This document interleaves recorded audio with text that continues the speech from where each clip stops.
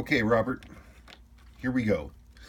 This is the blue dialed 6139 from 1977. Movement actually looks pretty decent, and it's not running badly. My first impression of the watch based on the cosmetics was good.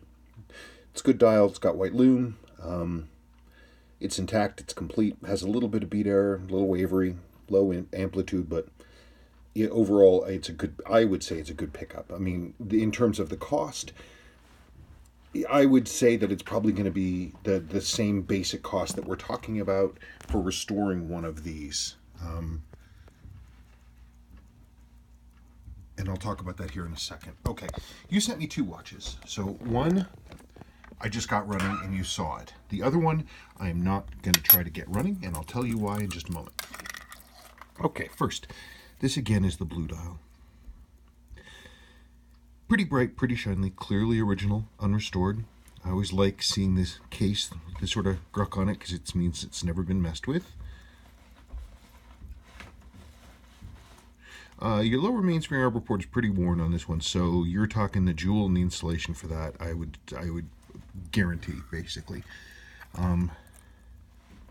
Has a servicing mark from 1996 in it, so it got some work back during the Clinton administration, which was a while ago, in case you're keeping score. But the dial and the hands are good. Nice, bright red hands. Red? No, that's just my camera. It's the correct tomato red, not the crimson red. That's fine. The stem is complete. Everything turns the way it ought to. Case is an original polish. It definitely shows some wear, but it's complete and intact. And the chronograph wheel is good. Now this is a good pickup. It's a good watch. Good original watch. Now this is the gold dial one. I'm not going to try to get this running. Something is obviously, as you already noted, something is seriously wrong with the winding assembly. It just feels gluey, but the whole watch is filled with oil and grease. This sheen and this haze of just grossness, it's everywhere. There's no usable number that I would get out of this if I tried to get it running. The stem not going in here, but that doesn't matter. If I was servicing this, that would just get dealt with anyway. It's just out of place, and that can happen. I have your stem assembly here. That's fine. I can shorten that down and get that the way you want it to be. Only thing that actually really makes me nervous is that right there. That's corrosion. So this thing got a little bit of water in it. I don't know if that's all that happened or if anything more happened.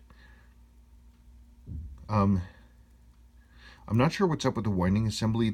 It's just not advancing it at all. And so it seems like there's a problem there. I think there's a mechanical problem there above and beyond the lack of the stem. This is, it's an original watch. If this were my watch, I would definitely service it and clean it up, and I would relume it as well, because this black and gross old lume isn't worth anything to anybody. The only thing is on this one is because I didn't get it running, I don't have a way to test the chronograph wheel to make sure that it's good.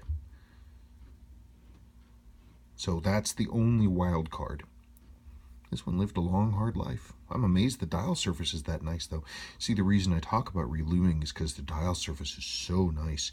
And the metal on your hands is good, too. So when I run this through, if I were to strip these out and run them through a cleaning run, the metal should come out pretty brightly and they'd look really clean. And my ability to relume these, I'm actually really proud of it. It looks stock. It looks really good.